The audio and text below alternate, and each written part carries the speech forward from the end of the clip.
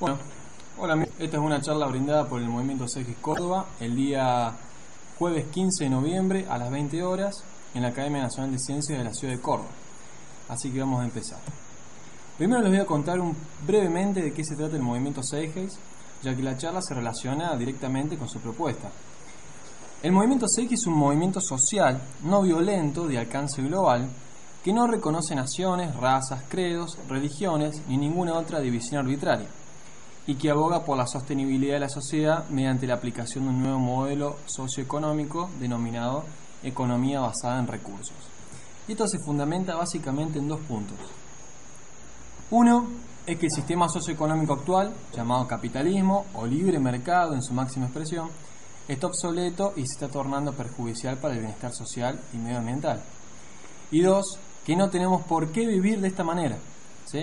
Sumergidos entre violencia, guerra, pobreza, marginalidad, el hambre, muertes por enfermedades prevenibles, contaminación de la naturaleza, entre otras cosas, ya que disponemos de los recursos, tenemos los conocimientos y la tecnología como para construir una sociedad abundante y sostenible que nos permita, como mínimo, satisfacer las necesidades básicas de todos los seres humanos del planeta. El modelo propuesto, la economía basada en recursos, está ampliamente fundamentado, pero no es el objetivo de esta charla profundizar en la misma. Pero sepan que se basa en los siguientes pilares: aplicación del método científico para la toma de decisiones a nivel social, superación del trabajo monótono y repetitivo a través de la automatización, superación de la necesidad de utilizar el dinero, declaración de los recursos del planeta como patrimonio común de toda la humanidad, producción dinámicamente equilibrada con la naturaleza y utilización de fuentes de energía renovable. Justamente vamos a hablar del primero, o sea, la aplicación del método científico para la toma de decisiones a nivel social. Y justamente es este uno de los puntos más cuestionados. Generalmente la crítica proviene de personas que no son muy afines a la ciencia y en la población general que no conoce cómo funciona la misma. Probablemente sea porque nuestra formación académica en los colegios primarios y secundarios no se realizan con una formación científica, totalmente comprensible. Así que a continuación les voy a hablar un poquito al respecto. Cabe aclarar de antemano que esto no se trata de ningún absolutismo y que estamos totalmente abiertos al debate racional argumentado, ya que como seres humanos podemos equivocarnos. Y estos conceptos que voy a mencionar seguramente cambiarán dinámicamente con los aportes de nuevas evidencias. Así que vayamos a lo nuestro. Bueno, la ciencia es un producto de la evolución del hombre, que surgió a partir de la aparición y el desarrollo de una parte del cerebro que nos diferencia de todos los seres vivos del planeta y que nos brindó la posibilidad de razonar, que es la corteza cerebral. La ciencia nos ha permitido conocernos a nosotros mismos y a lo que nos rodea, al mismo tiempo que también nos brindó los conocimientos para poder elaborar tecnología y así satisfacer nuestras necesidades y elevar nuestra calidad de vida. La palabra ciencia proviene del latín scientia, que significa conocimiento, y por definición es el conjunto de conocimientos sistemáticamente estructurados y susceptibles de ser articulados uno con los otros. Bueno, un poco tosca, pero esta definición no me gusta mucho, así que les voy a contar un poquito como a mí me gusta explicar esta maravillosa herramienta. La ciencia es lo que nos permitió pasar de un estado de creer que vivíamos en un universo geocéntrico a saber que vivimos en una pequeña y hermosa piedra situada en el brazo alejado de una de las 100.000 millones de galaxias que navegan en un universo en constante expansión. La ciencia es lo que nos permitió saber cómo funciona un árbol y conocer la gran simbiosis que tenemos con estos hermosos seres vivos que cuidan el suelo y nos proveen de energía. La ciencia es lo que nos permitió saber que la causa de nuestras enfermedades y padecimientos no son producidos por dioses y demonios, sino por múltiples factores biológicos, sociales, ambientales y psicológicos.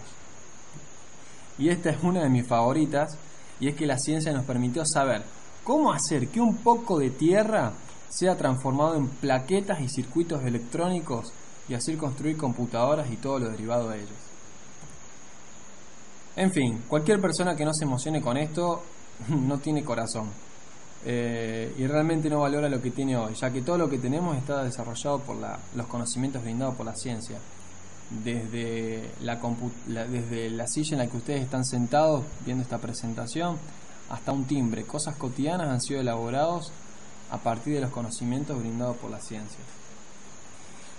Está bien, muchos pueden decir, bueno, está bien, está perfecto, que la ciencia nos brinde respuestas sobre el universo, el reino vegetal, la tecnología y demás. Pero ¿qué tiene para decir la ciencia en la organización de una sociedad? Muchísimo. Pero vamos un poco donde estamos parados ahora para comprender mejor el punto. Hoy en día, la mayoría de los políticos son abogados o economistas. No hace falta ser un hacker informático o un agente cubierto para investigar esto. Con entrar a las páginas del gobierno y ver el currículum de los políticos que ocupan los cargos de jerarquía, van a poder llegar a las mismas conclusiones. Esta situación significa, y quiero que presten atención acá, que personas sin conocimientos técnicos sobre cómo resolver problemas, que a su vez son dueños de empresas, accionistas de estas empresas o amigos de dueños, en el mejor de los casos, están en el poder dirigiendo nuestro futuro como sociedad. Por lo que no debería sorprendernos que la mayoría de las leyes que son aprobadas son ventajosas para las clases altas y no para toda la población. Quizás ustedes se estarán preguntando por qué la gente que está en el poder debería saber sobre ciencia o si se resolverían los problemas, si es así. Bueno, para entender el punto a donde quiero llegar es necesario ver dónde estamos parados ahora. Y esto empieza con la democracia. Democracia es una palabra muy prostituida que ha sido utilizada erróneamente durante muchos siglos. Es una palabra que deriva del griego democratia, de demos pueblo y kratos poder, originada hace unos 2500 años entre el V y IV siglo a.C., para denotar el sistema político que existía en algunas ciudades-estado de Grecia como Atenas. Está bien, es muy extenso hablar al respecto, pero en resumen la democracia es una forma de gobierno en la cual todos los ciudadanos tienen igual voz en las decisiones que afectan a su vida. Y como lo demuestra Quino en este capítulo de Mafalda, ningún país en el mundo usa y ha usado jamás este sistema llamado democracia. Y el motivo es muy simple, y es justamente la logística. Traten de pensarlo por un momento, ¿sí? Al principio, en las ciudades pequeñas, como de unos pocos cientos de habitantes, quizás podría haber funcionado, pero el aumento de la población llevó a un aumento del número de participantes, lo que evidentemente aumentó la dificultad. ¿Quién no ha tenido un debate en clases y ha visto que es casi imposible ponerse de acuerdo con todos los compañeros porque cada uno tiene su opinión marcada por su cultura? Por lo que, para solucionar este inconveniente, surgió el concepto de democracia representativa, que, bueno, ya todos sabemos cómo terminó. Pero, nuevamente, gracias a nuestra querida ciencia, muchos han recuperado sus esperanzas de establecer una democracia con la posibilidad que nos brinda la tecnología de hoy en día. En un principio podría ser posible mediante sistemas de votos electrónicos por Internet, y así hacer posible ejercer una democracia participativa, como por ejemplo el caso de Islandia, que el año pasado, 2011, convocaron una reforma de su Constitución Nacional de manera colaborativa por Internet. Pero ¿qué pasa? Cuando examinamos la cuestión más a fondo, surgen algunos problemitas serios. Hay miles de cosas que necesitan que tomemos una decisión, como por ejemplo, cuál será el método por el cual extraigamos minerales del suelo, de qué manera distribuiremos los recursos para desarrollar un sistema sanitario eficiente, cómo prepararnos para catástrofes naturales y qué medidas tomaremos al respecto, de qué manera obtendremos nuestros alimentos, cuál es el mejor método de educación para nuestro contexto sociocultural y así, todas las que ustedes quieran. Piénsenlo por un momento. ¿Acaso vamos a votar todos juntos como nación cada uno de estos asuntos?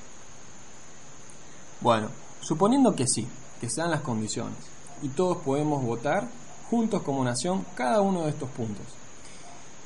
Ahora les hago otra pregunta. ¿Cómo podemos estar seguros de que elegimos la mejor opción disponible en cada momento? Y quiero que lo piensen para ustedes mismos y que reflexionen al respecto de manera sincera si se sienten capaces de hacer una votación consciente sobre las preguntas anteriores. A menos que seas un especialista en el área, creo que van a ser muy pocas las personas. Pero para entender mejor este problema vamos a hacer una pequeña analogía.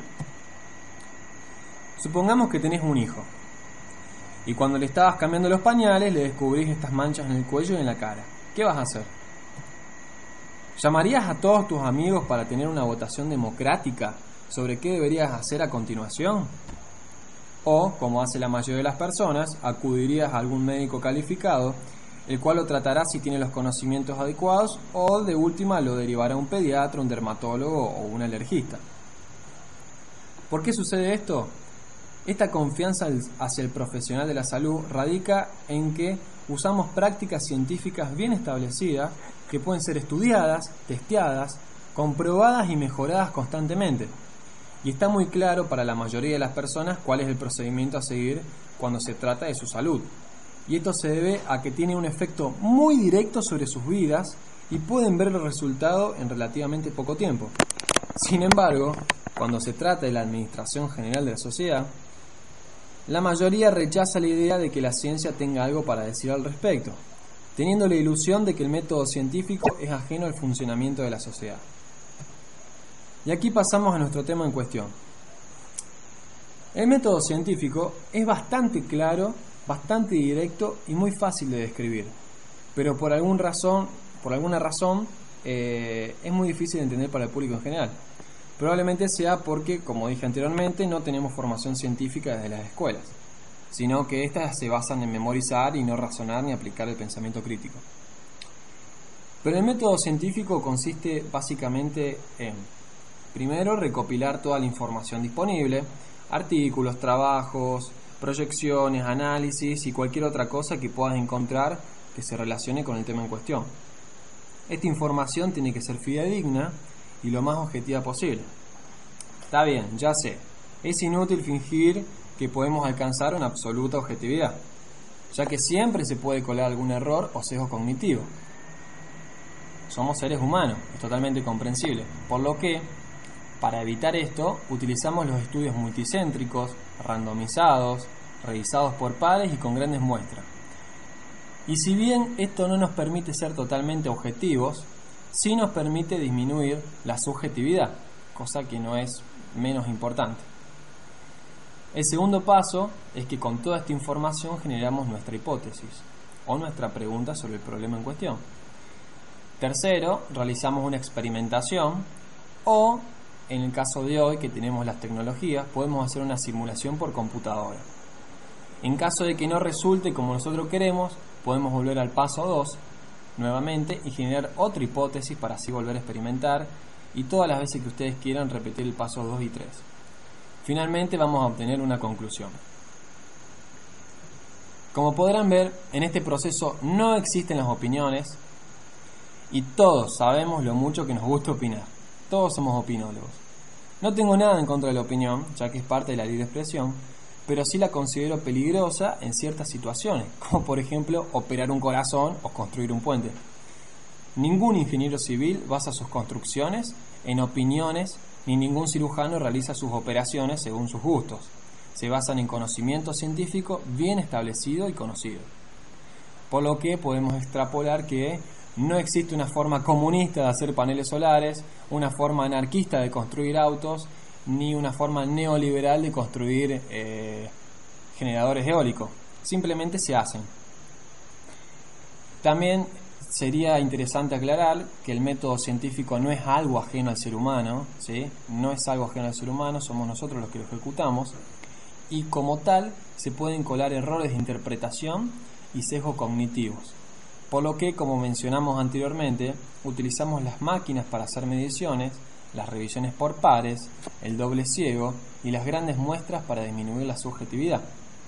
Otro punto a aclarar es que la ciencia es una herramienta y como tal no tiene voluntad.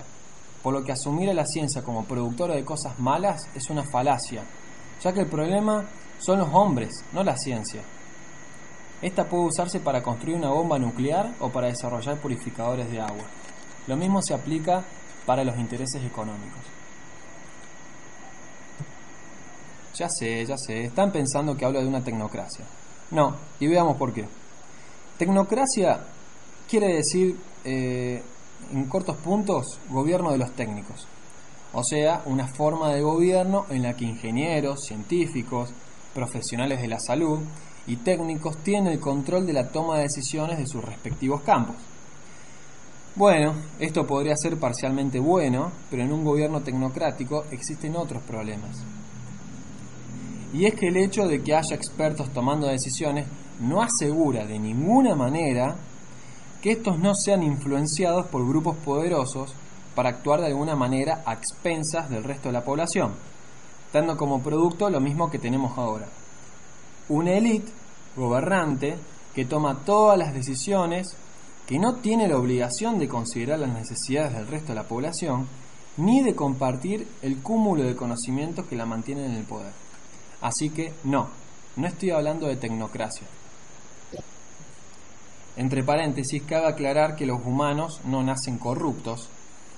Como se ha demostrado, somos seres moldeados por nuestro entorno, y que cuando se presentan las condiciones para la corrupción, la historia demuestra que tenderán a volverse corruptos.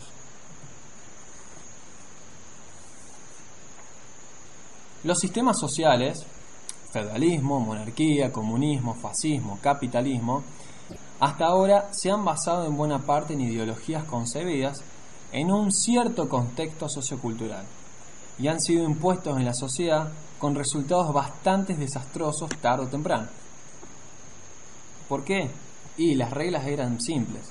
Si obedeces y estás de acuerdo con la ideología vigente, estabas muy bien, no había ningún problema. En caso contrario, como sucedió en Argentina hace unas décadas y todos sabemos, si estabas en contra de la ideología vigente, probablemente te encarcelaban, asesinaban, torturaban o te asignaban el título de terrorista o subversivo en el mejor de los casos. Y esto es porque la estrategia más común empleada por aquellos que tienen el poder para mantener su poder es mantener a la población ignorante, temerosa, distraída o una combinación de estas. Y esto nos lleva a que la única manera de establecer un sistema social con final feliz, ninguna forma de gobierno debe ser impuesta contra la voluntad de la gente. Que quede claro eso, ninguna forma de gobierno debe ser impuesta. Por lo que un sistema que utilice el método científico, como el que proponemos nosotros, para la toma de decisiones y que sea impuesto en la sociedad, no es mejor que cualquier otra forma de gobierno si determinadas condiciones no preceden a la creación de esta nueva forma de gobierno. ¿Y cuáles son estas condiciones? Bueno, el primero es que los valores sociales y morales deben cambiar. Debemos pasar de ser una sociedad basada en el individualismo, la competencia, el lucro y la superficialidad, a ser una sociedad basada en la colaboración, la integridad, la empatía, la paz y el amor. Estos valores hacen que los problemas que vemos hoy sean totalmente inaceptables y promuevan el cambio. Es decir, si los valores no cambian, no va a pasar nada. Miles de millones de personas continuarán muriendo de hambre y no tendrán acceso a los recursos para satisfacer ni sus necesidades básicas, mientras que el 1% más rico seguirá acumulando riquezas. O mejor dicho, lo mismo de siempre. La segunda condición es que todo el mundo debe tener acceso a una educación relevante, y esto que quede claro y es la principal diferencia con la tecnocracia. Como lo expresó claramente esta niña en una manifestación en la ciudad de Córdoba, un pueblo educado no se manipula.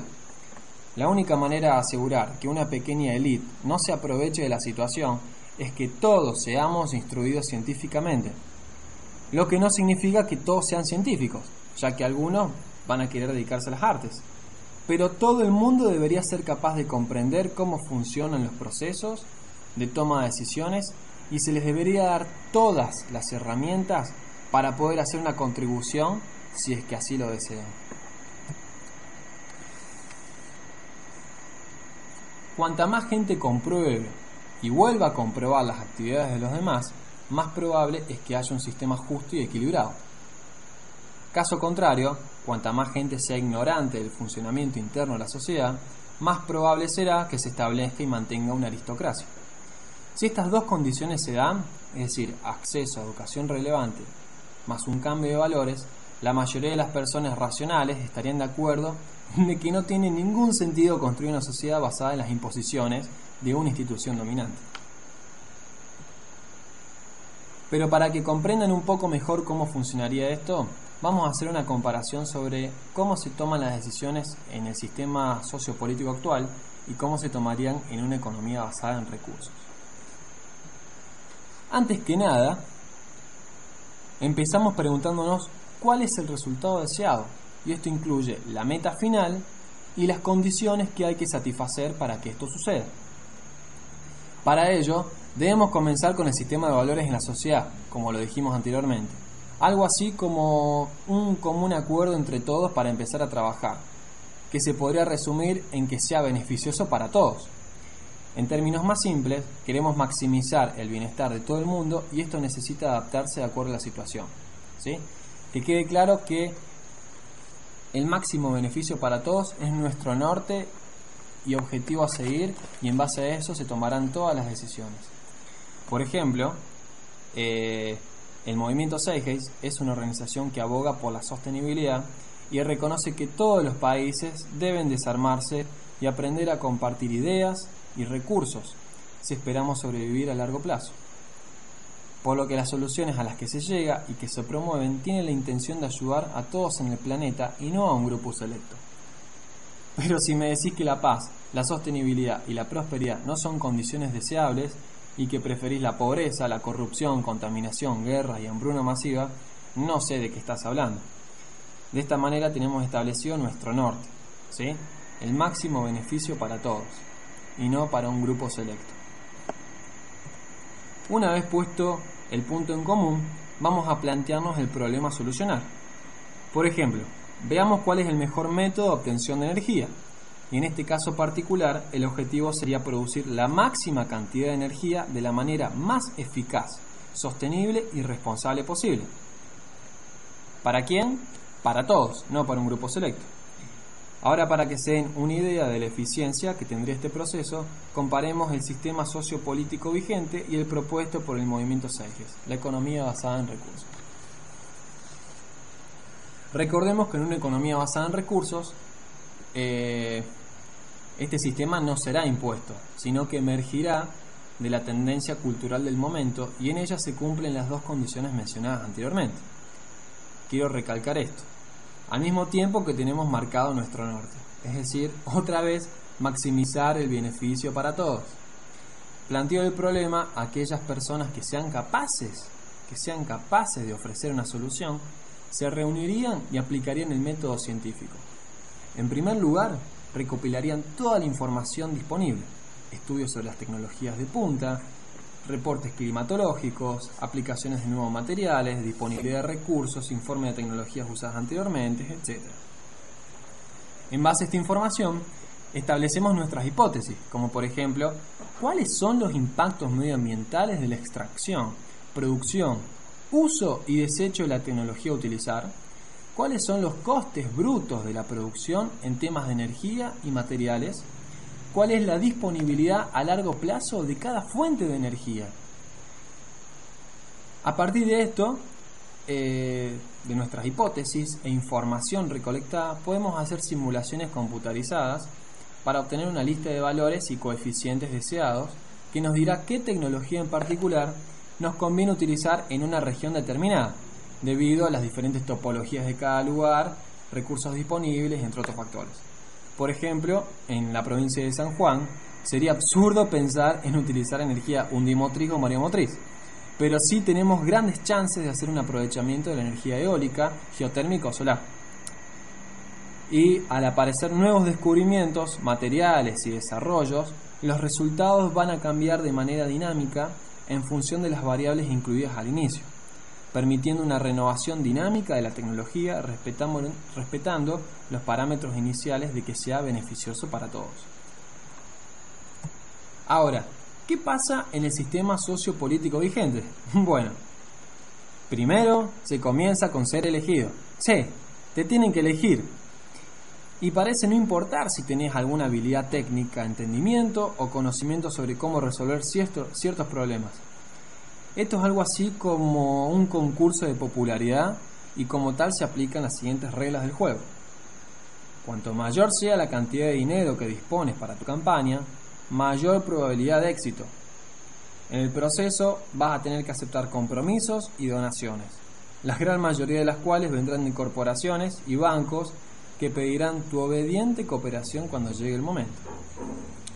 Una vez elegido, tenés que reunir a un grupo de científicos y técnicos para el estudio de un problema en particular del que no tenés ningún conocimiento y que no podés evaluar la validez de los resultados obtenidos porque no sabes nada al respecto.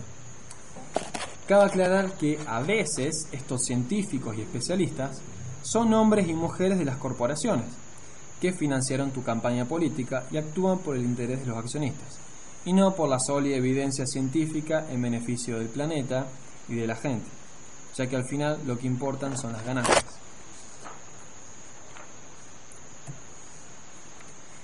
Hay otros asuntos que deberían ser abordados y aquí solo se abordó de manera superficial el uso del método científico aplicado con interés social y medioambiental. Y recuerde que en ciencia todo es emergente, por lo que cosas que consideramos ciertas hoy quizás sean probadas erróneas mañana. Y eso es lo más lindo. En este caso los errores serán corregidos y las teorías actualizadas, como así también lo hará su aplicación técnica. Esto no es una búsqueda de perfección. La perfección es imposible en el mundo práctico. Entender ciencia es entender que sistemas perfectos en el mundo natural no es posible.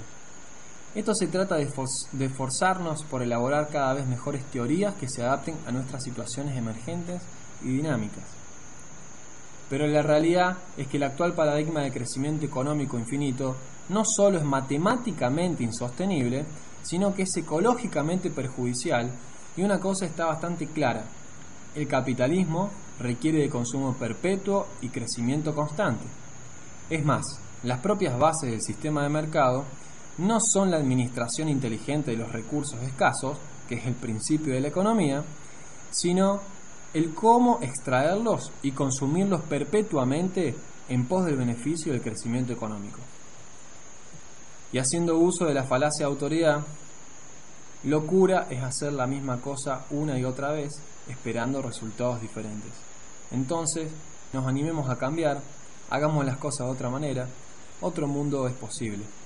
Muchas gracias a todos, abrazos y paz.